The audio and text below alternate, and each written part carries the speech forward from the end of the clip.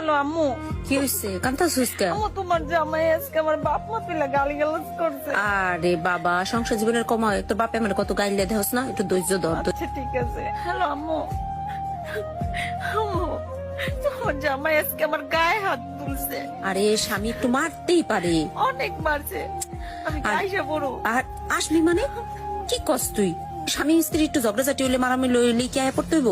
একটা বাচ্চা হইলে সব ঠিক হয়ে যাবো, বুঝছস? টিক্কা থাক। হ্যালো আম্মু, তোমরা তো কইলা একটা বাচ্চা হলে ঠিক হয়ে যাবে। বাচ্চা তো হয়েছে আর ঠিক হয় নাই। আরে বাবা, তোর ধৈর্য না আসলেই কম, ছোটবেলা তোর ধৈর্য কম ছিল।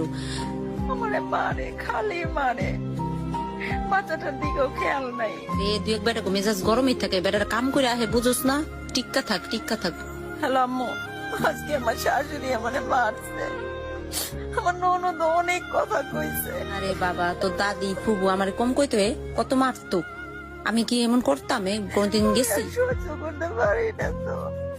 শোন, শ্বশুর বাড়িতে লাল শাড়ি পরে যাইতে হয়, সাদা শাড়ি পরে বাইরে যেতে হয়, বুঝছিস? একটু সহ্য কর, সহ্য কর, মা আল্লাহ সব ঠিক করে দিবে। হ্যালো আম্মু, এতদিন অনেক সহ্য করছি, মারছে যাইলেছে সব সহ্য করছি, কিন্তু এখন এখন কি করে জানো? এখন আর অন্য একটা মায়ের লগে সম্পর্ক। একটু ধৈর্য ধর, মা ঠিক হয়ে যাবো। আর কত? আরে বাবা, এত ধৈর্য হইলে তো হয় না রে। ঠিক হইব, ঠিক হইব, একটু সংসারটা কর মন দিয়ে। আম্মু, আম্মু তোমার জামাই আমার অনেক মারছে। কি কইছে জানো? আমার নাকি মায়েরা পালাইবো। হ, কইছে মায়েরা পালাইবো আর নতুন বিয়ে করে এই মায়ের আনবো। আম্মু, আমি আইসা বলি আমার ভয় লাগতেছে, আমার তো মায়েরা পালাইবো। তুই পাগল হয়ে গেছিস, তুই আয় পড়বি মানে কি? হ্যাঁ থাক, দেখি এনে তোর বাপের লগে কথা কইয়া। আর তোর না এমনি সহ্য শক্তি কম আছে, বুঝলিস? একটু ধৈর্য ধর।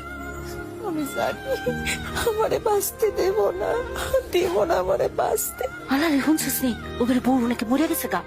হায় হায়, সাদের তোর নাকি লাভ দিছে। আল্লাহ না